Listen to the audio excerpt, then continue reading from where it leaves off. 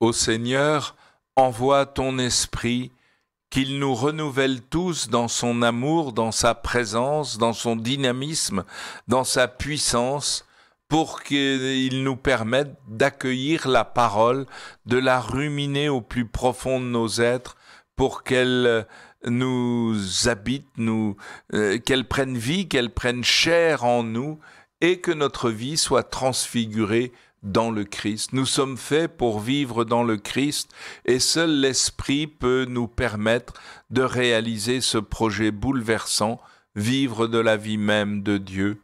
Oui, Seigneur, envoie ton Esprit, qu'il nous renouvelle tous dans son amour et sa puissance.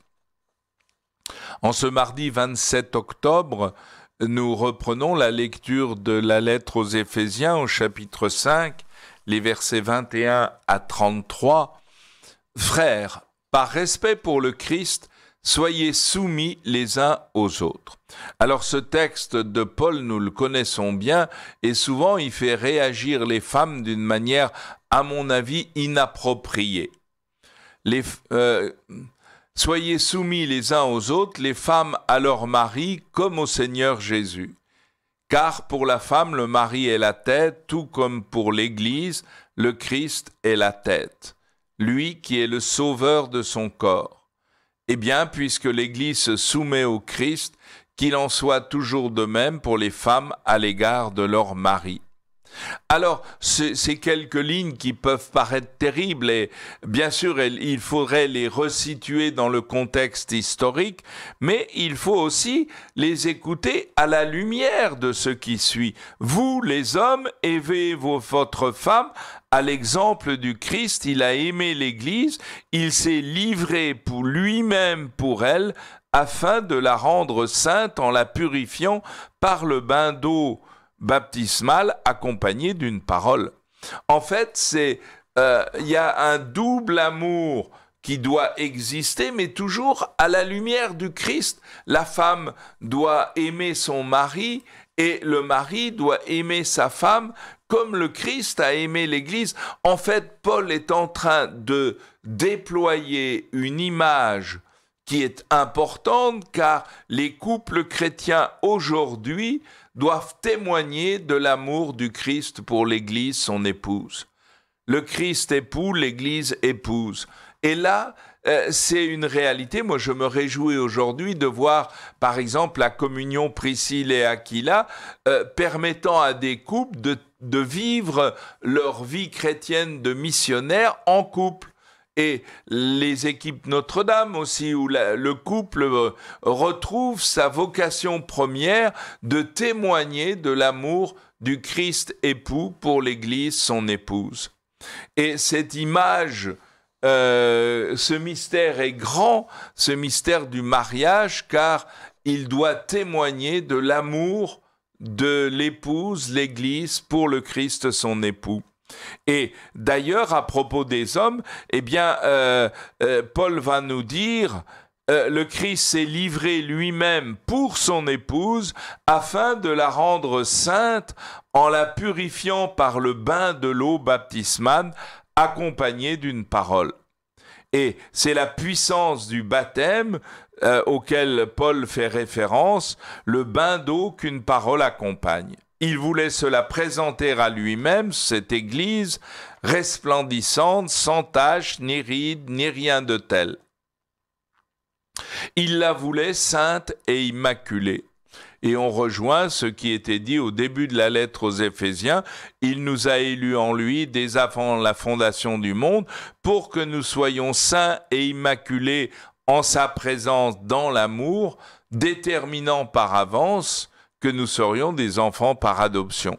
Mais c'est beau de voir que notre vocation, c'est d'être saints et immaculés. Alors bien sûr, cela nous dépasse totalement. Nous ne sommes que de pauvres pécheurs, mais la puissance de Dieu est capable, par le bain baptismal, accompagné d'une parole, « Je te baptise au nom du Père et du Fils et du Saint-Esprit », bien la puissance du bain d'eau accompagnée de cette parole va vraiment donner à l'épouse Église d'entrer dans ce mystère qui est le mystère de la vie même de Dieu. Il voulait se la présenter à lui-même, resplendissante, sans tache, ni ride, ni rien de tel. Et c'est de la même façon que les maris doivent aimer leur femme, comme leur propre corps. Celui qui aime sa femme s'aime soi-même. Jamais personne n'a méprisé son propre corps. Au contraire, on le nourrit, on en prend soin. C'est ce que fait le Christ pour l'Église, parce que nous sommes les membres de son corps. Et là, Paul essaye de nous faire entrer dans le mystère du corps du Christ, dont nous sommes les membres les uns et les autres, et c'est ensemble que nous sommes le corps du Christ. Comme dit l'Écriture, à cause de cela, l'homme quittera son père et sa mère pour ne faire plus qu'un. Il s'attachera à sa femme et tous deux ne feront plus qu'un. Ce mystère est grand, je le dis en référence au Christ et à l'Église. Et un couple chrétien doit pouvoir témoigner de cet amour du Christ époux pour l'Église, son épouse. Et pour en revenir à vous, dit Paul, chacun doit aimer sa propre femme comme lui-même, et la femme doit avoir du respect pour son mari. Alors bien sûr, il y a un côté lié à la conception de l'homme et de la femme il y a 2000 ans, mais en même temps, il y a quelque chose de très très profond, c'est que vraiment, ce mystère nuptial est grand, je le dis, en référence au Christ et à l'Église, au Christ époux et à l'Église son épouse. J'en viens maintenant à l'évangile d'aujourd'hui, dans Saint Luc au chapitre 13e, les versets 18 à 21. En ce temps-là, Jésus disait « À quoi le règne de Dieu est-il comparable? À quoi vais-je le comparer? Il est comparable à une graine de moutarde qu'un homme a prise et jetée dans son jardin. Elle a poussé, elle est devenue un arbre, et les oiseaux du ciel ont fait leur nid dans ses branches. » Il dit encore, à quoi pourrais-je comparer le règne de Dieu? Il est comparable au levain qu'une femme a pris et enfoui dans 3 mesures de farine jusqu'à ce que toute la pâte soit levée. Alors vous avez ici 2 images. Le royaume de Dieu est comparé à une graine de moutarde, une des plus petites graines du monde. Eh bien, dès qu'on la jette dans terre, elle va pousser, devenir un arbre et les oiseaux du ciel pourront s'abriter dans ses branches. Et c'est vrai que quand vous ouvrez votre Bible ou vous regardez la Bible, c'est un livre ordinaire comme les autres et en même temps, eh bien, cette petite graine de la parole, si je la jette en terre, si elle peut germer en moi, alors elle va porter un fruit surabondant. Et l'image de cette petite graine qui devient un arbre sous lequel tous les oiseaux vont pouvoir s'abriter.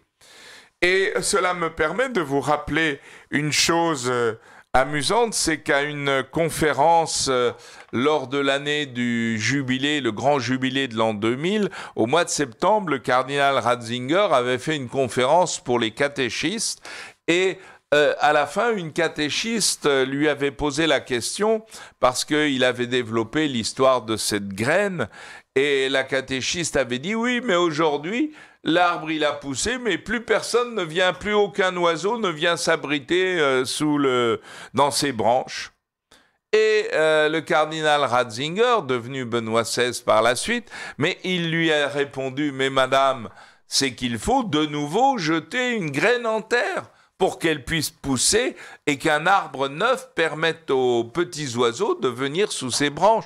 En fait, chacun de nous devons semer de nouveau une graine pour que cette graine grandisse, porte du fruit, un fruit en surabondance qui va pouvoir nourrir les oiseaux qui vont venir. Et en fait, c'est une invitation pour chacun de nous à jeter en terre la graine de la parole de Dieu pour qu'elle porte du fruit en abondance. Et une deuxième comparaison, celle du levain qu'une femme mélange à la pâte pour qu'elle permette à la pâte de lever. C'est 3 fois rien, un tout petit peu de levain, mais ça va permettre à toute la pâte de lever. Alors là, vous avez 2 images qui montrent que le royaume, l'Église aujourd'hui, qu'est-ce qu'elle représente? Elle est souvent critiquée, bafouée et à raison, car souvent les hommes d'église sont horribles. Moi, souvent, des gens me disent, mais Monseigneur, moi je ne vais pas à l'église parce que les chrétiens, ils ne sont pas meilleurs que les autres. Et moi je réponds, mais bien sûr, ils ne sont pas meilleurs, ils sont même plutôt pires. Mais ils savent qu'ils sont des pécheurs pardonnés et ils essayent d'accueillir le pardon de Dieu. Eh bien, puissions-nous, aujourd'hui, continuer à être comme du levain, un tout petit rien, mais qui va pouvoir témoigner de la puissance de Dieu au cœur même de notre misère, de notre état misérable de pécheurs. Et c'est ce qu'on peut souhaiter les uns pour les autres aujourd'hui. Bonne journée à tous.